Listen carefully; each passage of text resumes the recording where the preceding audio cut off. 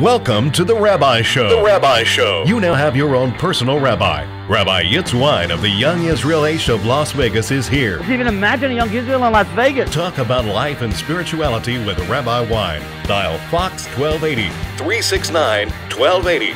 And now, tune in to 3,300 years of Jewish wisdom, beginning right now on Fox News 1280 KDOX. Okay, so today's happiness moment is all about, even if you're not happy, act happy. Fake it. Fake it, fake it, fake it till you make it, so to speak. You mean really fake it? I really mean fake it. I mean like this, that why should a person act happy even if they're a little down? Because the reality is the people respond to us in a completely different way when we are happy and we're up and we're enjoying life.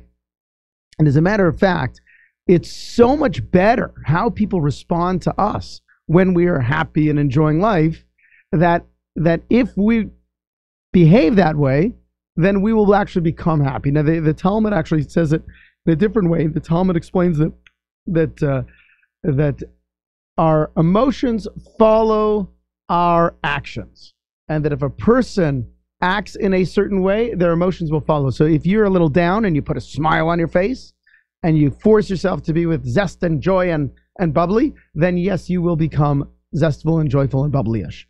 Well, then you're saying you're not totally fake yourself, but intellectually you know that you really have everything to be happy about, but something's just getting you down. So kind of fake that you really that you feel what you intellectually know. Exactly. I like it. Exactly. So I know I really should be happy. I'm just kind of feeling a little under the weather. I'm not really, I'm kind of down.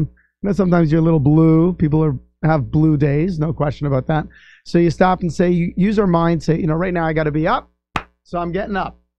And that's the way it's going to go. Now, there are times that the Torah demands, requires that we are in mourning. In other words, if a person loses a parent or a sibling, and they actually have to mourn, or certain days throughout the calendar year are actually days of mourning and reflection.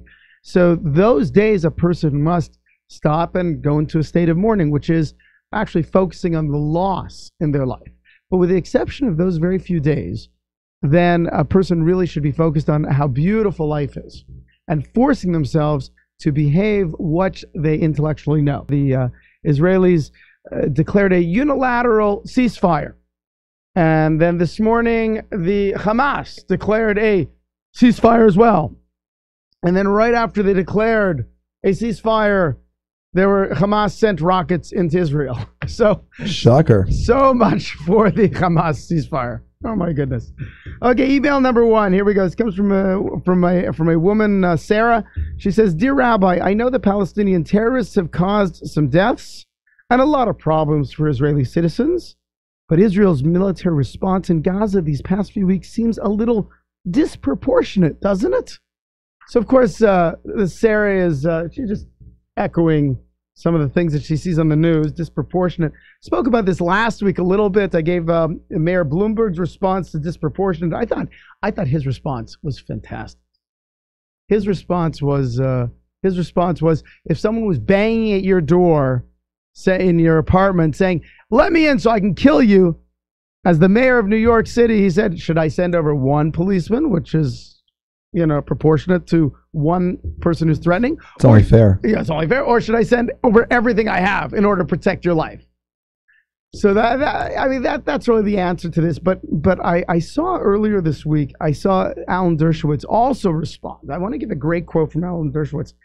He said like this. He said, "A country is entitled to respond proportionally, not to the actual number of deaths, but to the threat posed to its own citizens."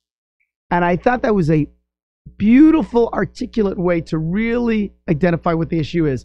It's not that, that if you listen to the mainstream news media, they say proportionate means 1,000 dead Hamasniks.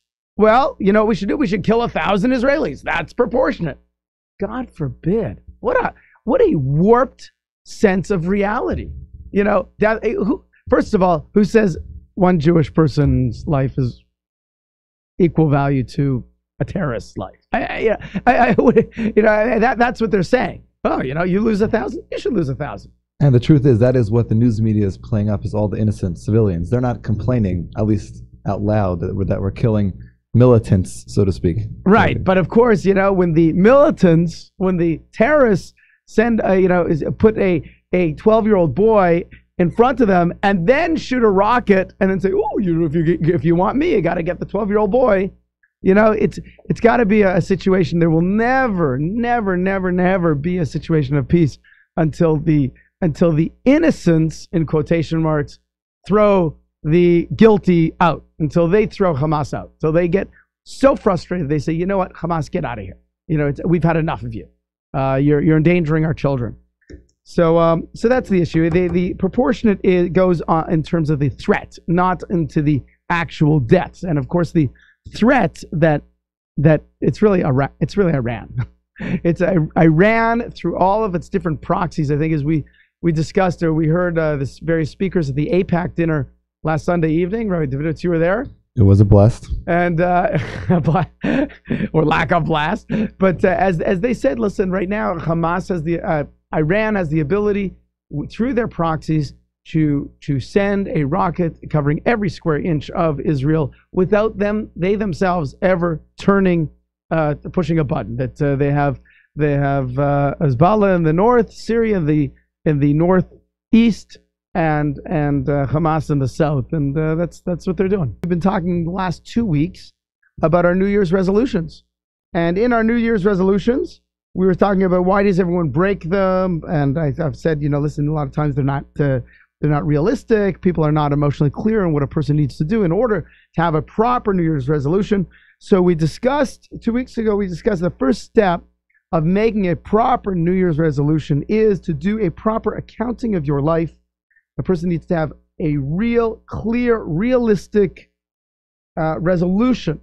And it's something where I stop and say, this is what my life is about. It's clear, it's realistic. I can do this. Then a person needs to, step two is to identify visualize yourself actually fulfilling what your resolution was.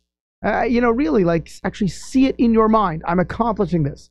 And right now I just want to take just 2 minutes and understand that you have to be prepared to make the effort. Make the effort. It doesn't, I have an idea, something I want to accomplish, and then I have to visualize in my mind accomplishing it, and then I have to actually translate into the effort. And there's 2 parts to effort. The first one is I have to be willing to put in the effort. Hey, Rabbi Davidovitz, what's the opposite of pain? Pleasure. Yeah. Advil. Nice. Opposite of pain is not pleasure. As we say, Vince Lombardi said, no pain, no gain. Torah says, L'fum tzchar agra, according to the effort is the reward. Meaningful pain, meaningful effort helps us accomplish things. And so therefore we have to get that out of our minds. Understand that anything we accomplish is going to take effort. And the next thing is, understand how much effort is it going to take me to lose 10 pounds? How much effort is it going to take me to learn how to pray every day? How much effort is it going to learn how to be nice to my children? And to really be nice to my children, really stop and say, hey, I can compliment them. How much effort is it going to be in order for me to wake up every morning, put a smile on my face and say, that's it, you're going to have a great day. Be real with that effort. The next thing is the power of persistence. King Solomon always said, he said 7 times the righteous man falls, the wicked man only falls once. Understand that, you're not a one-trick pony. That everything great in our lives is accomplished through persistence. And understand that we will fail. We will fall.